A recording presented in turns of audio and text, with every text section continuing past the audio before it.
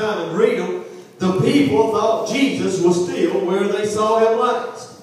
They thought he was still there, Brother Ray. And they didn't see him get on the boat. It said the disciples got on the boat, but they didn't see him get on the boat. They was looking from the other side of the sea, and they come to find Jesus there, and the disciples were gone, and he was gone with them.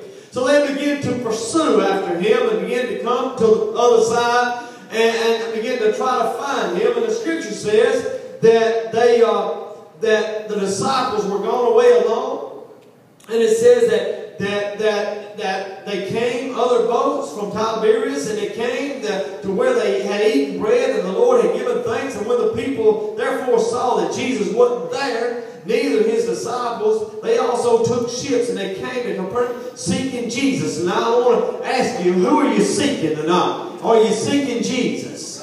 I was listening to Jensen Franklin this morning, and I started to pull out an illustration in my attic. I've had it for years. I've done it, I don't know, about 10 years ago. Started to pull it out this day. I said, no, I ain't got time, but I'm going to preach it later on. But Jensen Franklin had a good message this morning about putting up barriers and things that we need to put up barriers around. And tonight, you know, we put up a lot of barriers in our life, but sometimes we don't put up the right barriers. But you know, those barriers don't mean anything if you ain't got Jesus in your life. It said that these people, they come to find Jesus, and they went and looked where he had broke bread and gave things. They had come to where he fed all of them before. And you go on down and you read these passages of scripture, it says that they came not to seek him for the miracles that he did, but they came to seek more food and more loaves of bread. They didn't come to see what Jesus could do miracle-wise. They was coming, Brother Ray, where they could receive something physical. They wanted to be fed. But Jesus said that I'm the bread of life. And if you come to me, that you're going to be fed. He says, you had Moses, and you claim that Moses gave you manna in the wilderness. He said, but Moses didn't give you manna. God gave the manna in the wilderness, just like he gave his son, Jesus Christ, like he gave me. I am the bread of life. I'm the one that changes life. He begins to teach these people that he is the bread, and the Sadducees and the Pharisees, they begin to talk, how can you come from heaven? How are you the Son of God? And Jesus said, I am the bread of life, and when it comes through me and receive that bread, you will receive eternal life. What are we seeking tonight? Are we seeking Jesus? These people came because they were seeking Jesus. They were seeking him for the wrong reason. They came looking for what they could physically get, not what they could spiritually get. And we do the same thing sometimes. Right.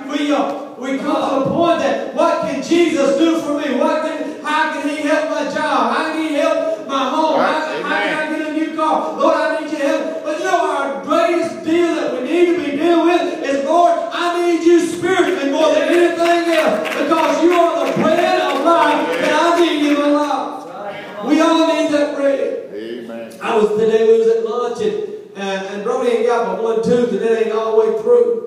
And his mama gave him a roll. And he's fixing to be a year old in October, so he's 9 months old. We got 3 more months till he's a year old. She gave him a roll. And don't even make some of the best rolls you can put in your mouth. Amen. She'll lay that butter on top of them, that margarine or whatever. Brother Ray, it'll be hot. You know, if you really want it good, you pull it apart and you put more butter in it. Wow. And when you bite into it, you just feel it running out the corner of your mouth.